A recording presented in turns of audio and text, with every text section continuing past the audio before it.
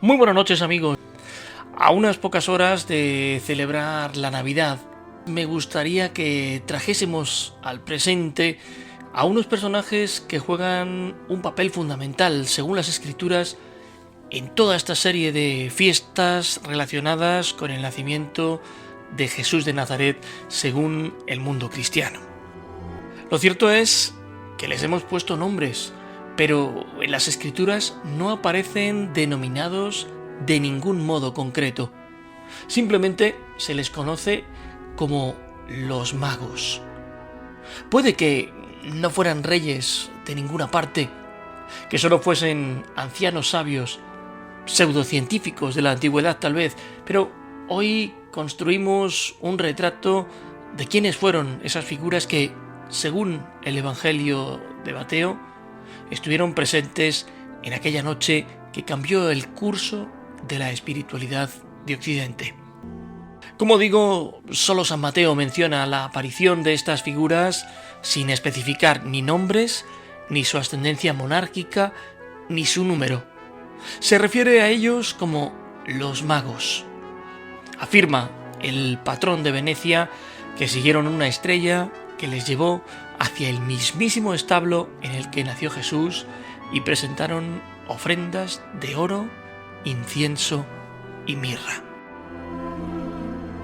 Lo primero que nos llama la atención en esta historia es que resulta un tanto sorprendente que practicantes de magia, entendiéndose como tal en algunos casos la ciencia que no podía ser explicada, fuesen adoradores de una divinidad o acudiesen a un lugar específico llevados por su fe en una divinidad. Ya sabéis que ciencia y religión han entrado en no pocos conflictos a lo largo del correr de los tiempos. El término griego magos se ha referido en ocasiones a hombres sabios, con lo que queda un tanto en entredicho la idea de que fueran practicantes de magia que, quién sabe, puede que lo fueran. Pero he aquí que San Marcos añade un elemento importante a la historia de estos personajes. Les añade la particularidad de ser de Oriente, como para enfatizar que la propia profecía mesiánica viaja mucho más lejos de Judea, donde ya existían una serie de magos, astrónomos y hombres de ciencia.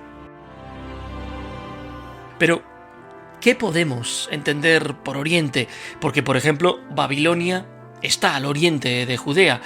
Y menciono Babilonia a propósito porque en esa ciudad existieron una serie de ancianos denominados en arameo Medin Hayei o doctores, que estuvieron en auge hasta el siglo VIII después de Cristo. Para encontrar detalles mucho más precisos acerca de los Reyes Magos, tenemos que remontarnos a los denominados evangelios apócrifos, es decir, aquellos que el Concilio de Nicea estimó que no formarían parte de lo que hoy conocemos como la Biblia. En concreto, tenemos que fijarnos en el Evangelio de Pseudo Tomás, y allí se afirma que llegaron con soldados, específicamente que uno venía de Babilonia, otro de Persia y un tercero de Asia, sin concretar exactamente de dónde. Demos un salto en el tiempo hasta el siglo XXI, porque el Papa emérito Benedicto XVI escribió un libro denominado La infancia de Jesús, y en él, si bien no lo alude explícitamente, sí sostiene una teoría o deja entrever vagamente que estos magos podrían haber venido desde la misteriosa Tarsos, desde Tartesos, en Andalucía. ¿Quién sabe?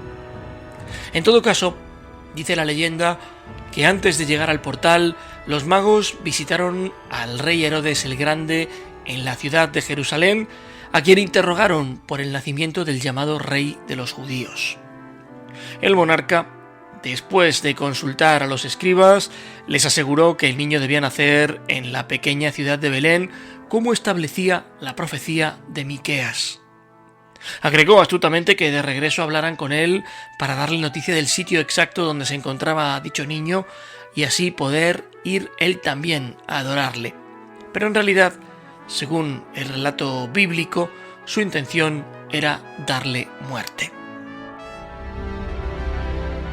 En Belén, sigo más o menos desarrollando la historia, entre comillas, oficial, los magos volvieron a ver la estrella y hallaron a Jesús recién nacido y lo adoraron ofreciéndole oro, representando su naturaleza real como presente conferido a los reyes, incienso, que representa su naturaleza divina empleada en el culto, y mirra, que es un compuesto embalsamador para los muertos, representando el sufrimiento y muerte futura de Jesús. Parece ser que por el hecho de traer 3 dones, se dio por sentado que eran 3 los personajes que los traían, aunque también en algún momento las distintas tradiciones han señalado que eran 4, 7 y hasta 12 magos. Como antecedente, Seleuco I Nícator ofrendó oro, incienso y mirra a Apolo en su santuario de Dídima en el año 288 a.C. La primera vez que surge el nombre con el que hoy se conoce a los Reyes Magos es en la iglesia de San Apolinar Nuovo, en Rávena, en Italia. Un friso de dicha iglesia está decorado con mosaicos de mediados del siglo VI que representan la procesión de las vírgenes. Esta procesión está conducida por 3 personajes vestidos a la moda persa, tocados con un gorro frigio, y su actitud es la de ir a ofrecer lo que llevan en las manos a la Virgen, que está sentada en un trono y que tiene al niño en la rodilla izquierda. Encima de sus cabezas se pueden leer 3 nombres de derecha a izquierda: Gaspar, Melchior y Baltasar. Poco a poco, la tradición fue añadiendo otros detalles a modo de simbología. Se les ha hecho representantes de las 3 razas conocidas en la antigüedad, representantes de las 3 edades del hombre y de los 3 continentes: Asia, África y Europa. La llegada de los Reyes Magos es un tema tratado también en los evangelios apócrifos. Como ya decíamos, según la tradición esotérica aplicada al cristianismo, estos personajes procedían del lugar donde se encontraba el preste Juan. Otra leyenda medieval cuenta que después de la resurrección de Jesús, el apóstol Tomás los halló en el reino de Saba, donde fueron bautizados por él y consagrados obispos. Después fueron martirizados en el año 70 y depositados en el mismo sarcófago. Allá fue Santa Elena a buscarlos y halló 3 cuerpos coronados, dando por sentado que se trataría de los Reyes Magos, por lo que los trasladó a Constantinopla. Posteriormente, Federico I Barbarroja, en el siglo XII, les trasladó a Colonia, en Alemania, donde hoy reposan con las coronas que supuestamente llevaron durante su existencia. Según la tradición, los relicarios con los presentes se encuentran en el monasterio de San Pablo del Monte Athos. Según la Biblia, como decíamos, fueron 3 porque fueron 3 los regalos ofrendados, pero, por ejemplo, en la tradición armenia son 12 con sus correspondientes nombres. Con el tiempo, en países de tradición católica se adoptó la costumbre de celebrar al mismo tiempo el día de la Epifanía, el 6 de enero, y la festividad de los Reyes Magos, conjugándose así la manifestación de Jesús al mundo no judío con la fiesta de estos personajes que representaban justamente ese mundo de gentiles. Poco a poco se fue olvidando el significado verdadero de la palabra Epifanía y se convirtió en un sinónimo de adoración de los magos. Es interesante notar que en tiempo de la colonización española, especialmente en Cuba, República Dominicana, Puerto Rico, México y Uruguay, este día era de asueto para los esclavos negros que salían a las calles a bailar al ritmo de sus tamboras.